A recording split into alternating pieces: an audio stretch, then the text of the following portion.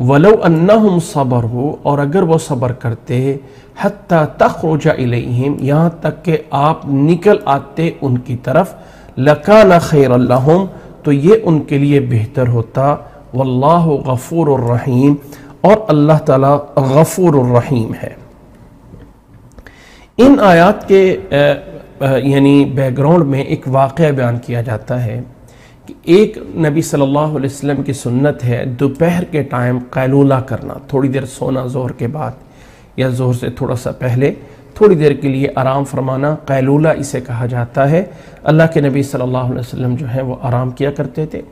اس time پہ کچھ لوگ آئے جنہیں کہا جاتا ہے کہ وہ جو ہے وہ بنو تمیم کے کچھ اعراب تھے، بدو تھے، دیہاتی تھے، وہ آئے۔ اس موقع پہ نبی صلی اللہ علیہ وسلم آرام کر رہے ہیں، انہوں نے انتظار نہیں کیا، بلکہ نبی صلی اللہ علیہ وسلم کے گھر کے باہر، حجرے کے باہر، حجرہ جو ہے یہ بولا جاتا ہے ایک روم اور ایک کمرے کو، نبی کے گھر کو بیت نہیں کہا۔ دنیا کا گھر ایک حجرے کی طرح ہے جس میں انسان تھوڑی دیر رہتا ہے اور گزار کے چلا جاتا ہے۔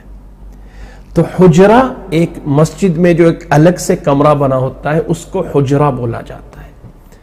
تو اللہ کے نبی صلی اللہ علیہ وسلم کے جو بیویوں کے گھر تھے وہ حجرے کی طرح تھے، چھوٹے چھوٹے گھر، چھوٹا سا کمرہ، چھوٹا سا سین، چھوٹا سا کمرہ، چھوٹا سا سین، بس۔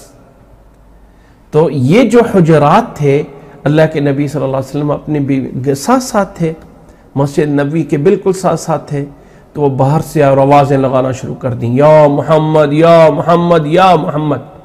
اب دوپہر کا ٹائم ہے، آپ جائیں مسجد میں آرام کریں، نبی صلی اللہ علیہ وسلم اٹھ کے آئیں گے تو آپ لوگوں کی بات سن لیں گے۔ لیکن انہوں نے انتظار نہیں کیا، انہوں نے انتظار نہیں کیا اللہ کے نبی صلی اللہ علیہ وسلم کا، اور آوازیں دینا شروع کر دی۔ تو اللہ تعالیٰ نے ان کے اس بے ادبی کو یہاں نقل کیا کہ ان کے اکثر لوگ جو ہے وہ عقل نہیں رکھتے۔ اگر یہ لوگ تھوڑا سا صبر کر لیتے اور انتظار کر لیتے کہ آپ خود ان کی طرف آئیں، لَكَانَ خَيْرًا لَهُمْ، تو یہ کتنا بہتر ہوتا ہے ان کے لیے۔ یہاں سے ایک بات سمجھ آتی ہے، دو باتیں، کہ اللہ کے نبی اللہ کو کتنے پیارے ہیں کہ اللہ تعالیٰ ان کے سونے کا بھی خیال رکھتا ہے۔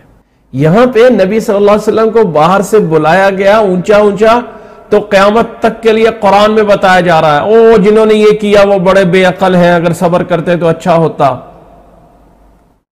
اللہ اپنے نبی کا کتنا خیال رکھتا ہے، اور اس کے ساتھ جو ایک سبق دینا ہے، جو امت کو اور انسانیت کو سبق دینا ہے، وہ لوگوں اپنے آپ کا ٹائم ٹیبل بناؤ، اپنی زندگی کو مرتب کرو۔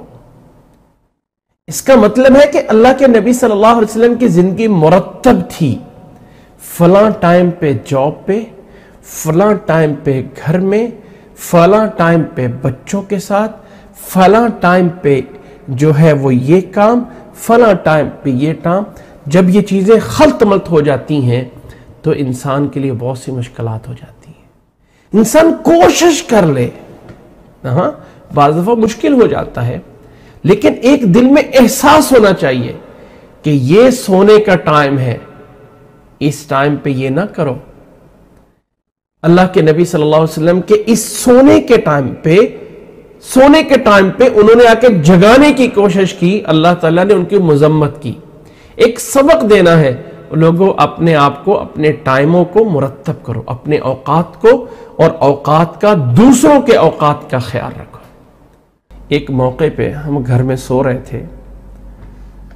رہے تھے اور غالباً رات کے 2 بجے تو ایک دروازہ زور زور سے کھٹک رہا ہے، ٹھک ٹھک ٹھک، ایسے لگا اور اتنا ڈر آ گیا کہ بھائی اتنے بجے ایک اتنی زور سے دستخط دیے جا رہا ہے۔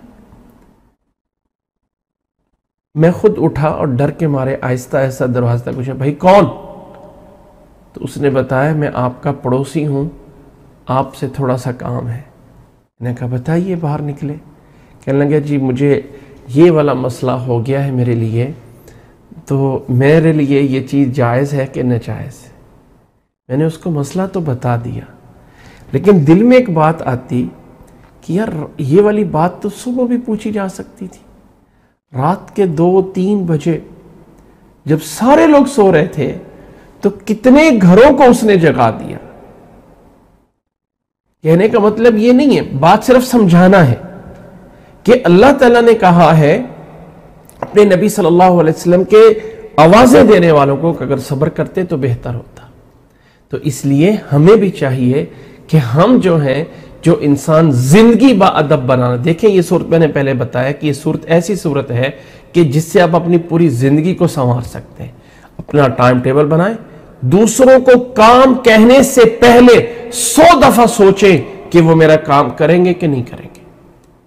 مت سوچیں، جسارت کریں، ہر ایک کو بولے یہ کر کے آؤ، وہ کر کے آؤ، یہ کرو وہ کرو. نہیں، اپنے آپ کو دوسروں کی جگہ رکھ کر سوچیں، پھر اللہ تعالیٰ دیکھیں کیسے مراتب دیتا ہے.